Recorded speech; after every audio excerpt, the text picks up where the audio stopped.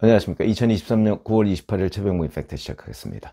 이재명 민주당 대표에 대한 구속영장 청구가 기각되면서 검찰은 그야말로 앙앙블락하고 있습니다. 그러니까 기자들하고 만난 자리에서 거의 공식적으로 심지어는 법원을 비난하는 일까지 벌어지고 있다. 그러나 어떻게 할 것이냐 그러면 그게 문제죠 사실은. 자, 우선 한동훈 법무부 장관 같은 경우는 구속영장 결정이 범죄 수사를 위한 하나의 과정일 뿐이고 이재명 대표의 죄가 없다는 건 아니다. 이재명 대표 혐의 관련 사안으로 이미 21명이 구속됐다. 무리한 수사라는 말에 동의하는 국민이 얼마나 계실지 모르겠다 이렇게 얘기를 했고요.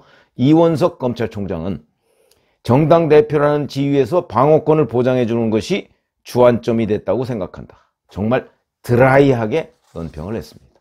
자기 속마음을 감추고 논평을 한 거죠.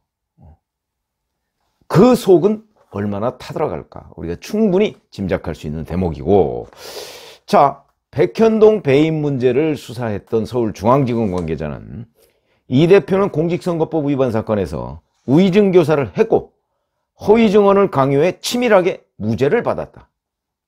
수사 과정에서 공무원 및 관련자에 대한 회유를 확인했는데 증거인멸 우려가 없다.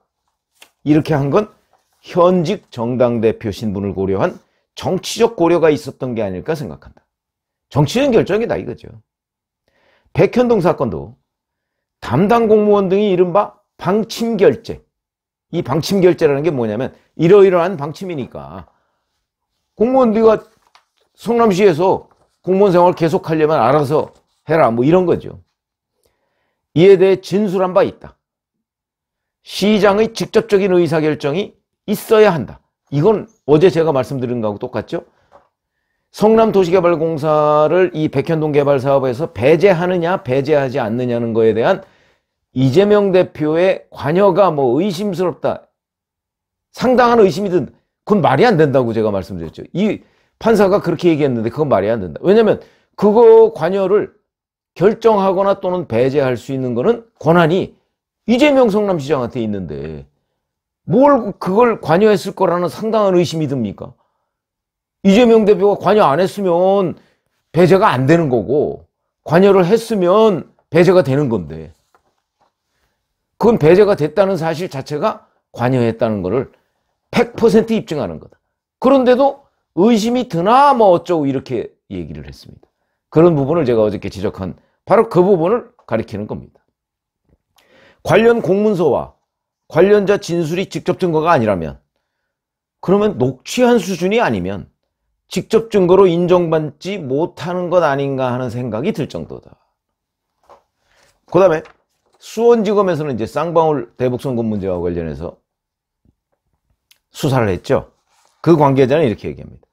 이화영 씨의 진술을 회유해서 가장 이득을 얻는 건 다름 아닌 이재명 대표 본인이다. 이재명 대표의 최측근인 박찬대 의원이 이화영 전 부지사의 부인인 백정화 씨와 민주당 관계자 등을 만난 직후에 이화영 씨의 진술 번복, 회유, 압박이 있었다는 사실이 드러났다.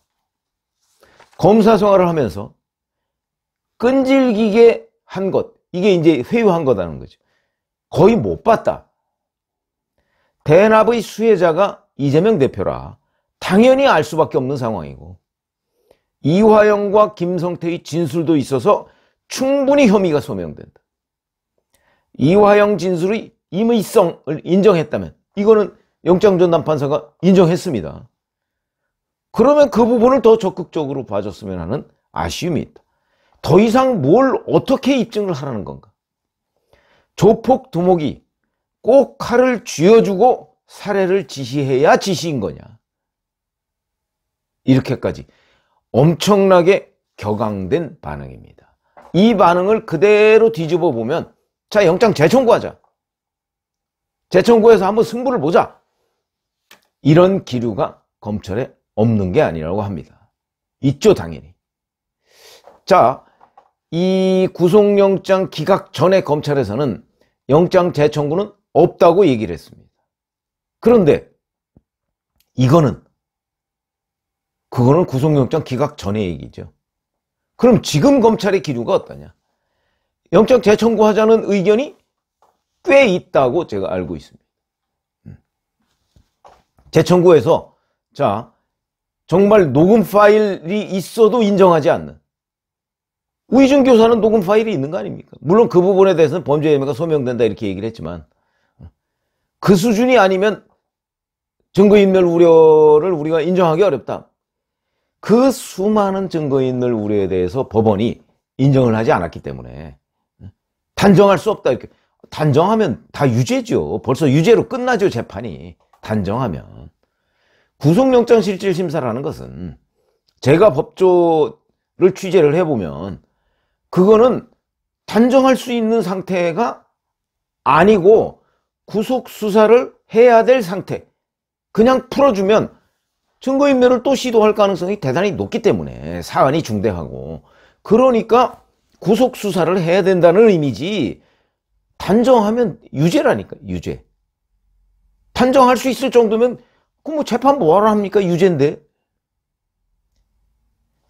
이게 법조의 상식입니다. 그런데 그게 아니고 이 사람은 전부 단정할 수 없답니다. 단정할 수 없을 때, 그러나 상당한 의심이 들 때 구속영장을 발부하는 거라니까요. 뭐 제가 판사보다 많이 알지는 않습니다만은, 어저께도 제가 말씀드렸지만 이건 판사가 처음부터 영장을 기각할 것이라는 결정을 내려놓고 꿰어 맞추기 식으로 저는 사유서를 썼다고 봅니다. 제 개인적인 견해지만. 그렇지 않고서는 이런 설명이 나올 수가 없죠. 상당한 의심이 들면 영장을 발부하는 게 원칙이다. 자, 그런 거고요.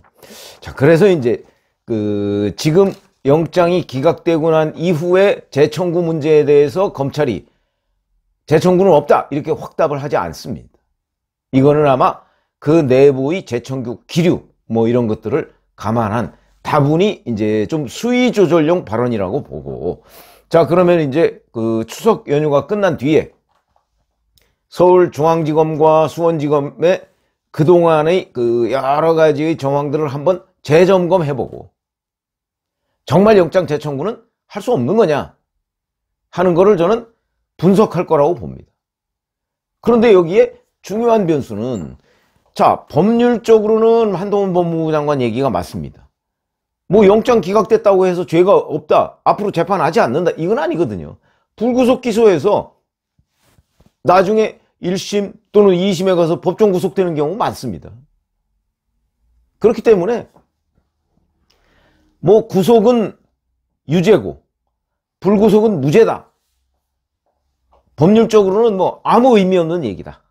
그러나 정치적으로는 구속은 무죄라는 일반 국민들의 인식, 뭐 그 인식이 잘못됐다 이렇게 얘기할 수는 없는 거거든요. 그거는 분명하다. 그렇기 때문에 검찰이 여기서 영장 기각에 대해서 앙앙불락하는 이유도 사실은 이게 일반 국민들한테는 정치적으로 무죄인 것처럼 비칠 가능성이 대단히 높기 때문에 당장 뭐 한동훈 파면해라 뭐 이런 얘기 나오고 있는 거 아닙니까? 아니, 수사에서 구속기소를 하든 불구속기소를 하든 선택의 문제인데, 그렇다고 해서 수사한 사람 다 책임져라, 뭘 책임지죠?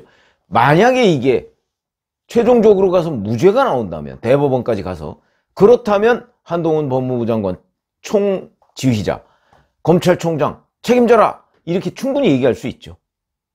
그건 정치적으로 뿐만 아니고 사법적으로도 그렇게 얘기를 할 수가 있습니다.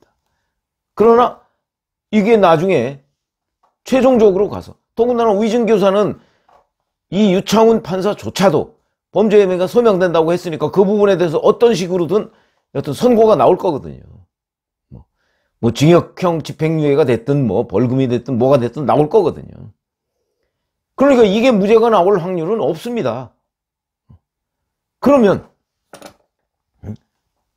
과연 이게 불구속이라는 것이 과연 면죄부가 될 것이냐? 절대 아니라는 거죠.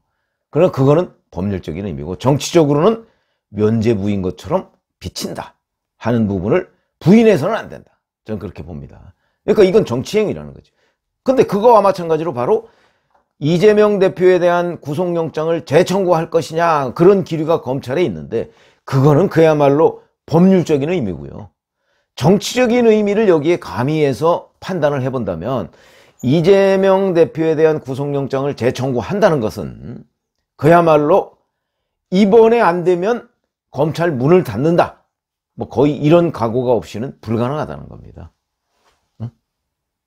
그게 일반 그냥 뭐 여기 유창훈 판사도 그런 얘기 하지 않았습니까? 공당의 대표로서 뭐 공적 감시의 대상 뭐.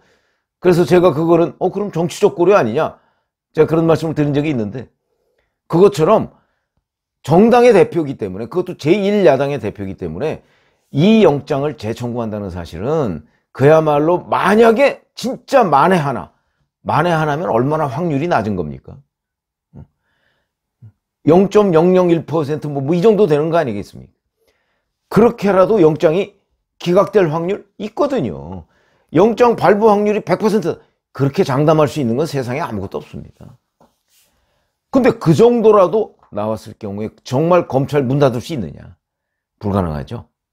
그런 점에서 본다면 영장 재청구는 사법적 문제가 아니고 그건 그야말로 정치적 문제입니다. 뭐 대통령실에서는 이 부분과 관련해서 논평하지 마라, 뭐 이렇게 지시를 했다는데, 재청구 문제에 대해서는 더욱더 그렇습니다. 그렇기 때문에 저는 검찰 내에서 재청구 기류가 있는 건 사실이지만, 그렇다고 해서 실제 재청구가 이루어질 가능성, 이것도 제가 뭐 없다 이렇게 단정하지는 않겠습니다. 그러나 거의 없다, 거의 없다, 이렇게 보는 게 상식적으로 맞다. 그러니까 아마 추석 연휴가 끝나고 나서 다시 한번 점검해봐서 그랬더니 정말 이 증거인멸 부분과 관련해서 아주 중요한 걸 하나 빠뜨렸다, 이 정도가 되면 모르지만, 그렇지 않으면 재청구를 하려면 한두 달은 앞으로 보완 수사를 더 해야 되거든요. 지금 뭐 거의 1년 넘게 수사를 해서 내린 결론인데 지금 한두 달 보완 수사한다고 해서 추가로 나올 게 있겠습니까?